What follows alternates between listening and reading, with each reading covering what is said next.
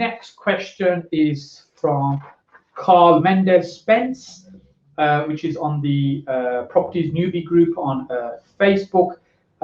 Tips in stacking numbers on deal sourcing would be fantastic.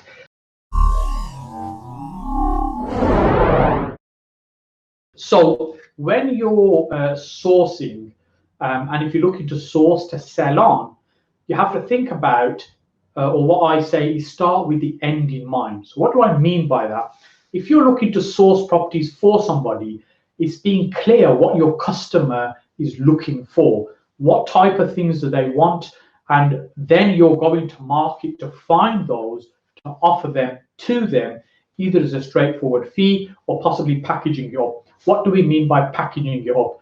So you'll find different definitions of this, but my view is sourcing is just the finding of a potential opportunity. The packaging part is where you oversee the solicitors, the conveyancing process, managing the vendor, helping the buyer through the process, overseeing the mortgage broker. You're effectively managing the whole thing from agreeing the transaction with the vendor to the point where the buyer gets the keys and everyone gets paid. So in my mind, that's what I see as packaging. And when I used to source and package many years ago, that's how I would do that. I'd kind of be responsible for the whole thing and only get paid if that deal goes through successfully. If it fails to go through, because sometimes deals fall out of bed, they never reach completion, and then there was no fee to be paid. Now, when we're sourcing, at that time I was sourcing B&B properties in Birmingham because that was the market. It was the height of a recession, and I used to be falling over these deals all the time. I just couldn't find enough buyers for them. And right now the market's on, it's kind of switched over. It's different, where there's very few good quality discounted deals around, and there's many more people looking for them than there is in terms of number of deals. And remember, the property market moves in cycles, and it's just thinking about where are we on that cycle right now. Talking of cycles and the economics of property and property investing, next month at my monthly property meet, which will be on Tuesday the 7th of March, I believe. 17th even. Tuesday the 17th of March, which is the third Tuesday of each month, we have the meeting in central Birmingham.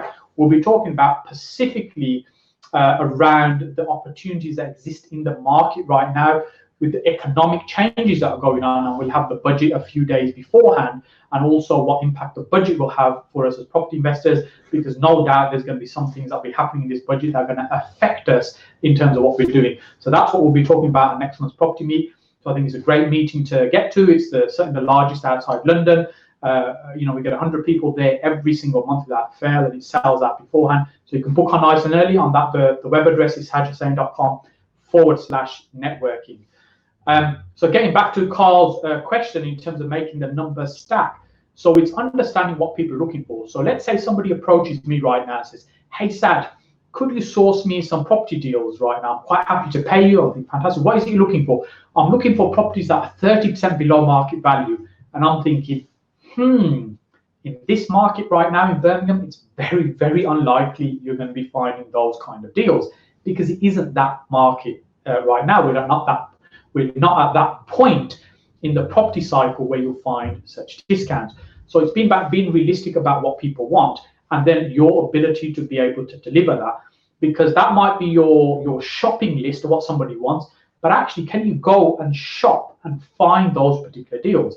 Some of it will be down to your skill and your ability of the type of thing you're interested in and you want to go out and find. And some of it is determined by what is it that people are looking for, and you're looking for where is that overlap, where is that match that we can look to try and help other people. Where I would probably start is think about what type of thing is it that you want to go and source. So for example, sometimes people say to me they want to source rent to HMO, rent to service accommodation type of deals. And I'm saying, great, if that's what you want to do, now you've got to make sure you've got a market that wants those. And when we talk about making a number stack, it's understanding what your buyer's requirements are, what they're looking for to make the numbers stack for them. So for instance, somebody might be doing rent to rent and thinking, look, as long as I'm making at least £500 profit per month from a rent to HMO, I'm happy. That might be what they're looking for. That's the outcome they're looking for from buying a sourced deal. It might also be, I've got sourcing fees to pay, setup costs to pay, and as long as I can earn that money back within a year, I'm quite happy. It might be the rent-to-rent deal has to have a term of at least 3 or 5 years, for example, that they're looking for. Now you've got a criteria of what it is that people actually want. You now need to make sure that you can deliver on that. You can find properties that are generating at least £500 a month for them that you can have on a 3 or 5 year arrangement, whatever it might be. As long as you can do that, now you've got a ready-made market that you can sell those deals on. So rather than you creating what you think the numbers are, I would go to your potential market and ask them, what is it they're looking for, and what's their criteria, and for you to think about, is that something you're able to find, you're able to deliver, and is that what you want to do? So for instance, let's say people are looking for BMV discounted properties with deep discounts. It's often about negotiating with vendors. Is that something you're comfortable doing? Does that come natural to you, sitting with vendors and being able to negotiate deals with them? If it isn't, then it might not be the right thing. It might be you go and talk to agents. So I hope this makes sense about these collective things together, helping you work out which is going to be the right type of deals for you to find and for the market that you want to take them to.